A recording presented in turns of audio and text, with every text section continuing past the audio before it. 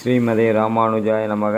ஸ்ரீவில்லிபுத்தூர் திருவண்ணாமலை நின்ற நாராயண பெருமாள் கோவிலுக்கு அழைத்து செல்கிறோம். இன்று முதல் 30/3/2025 வரை தினமும் வீதி பஜனையில் கலந்து கொள்ளும் அடியார்கள் அனைவருக்கும் இலவசம்.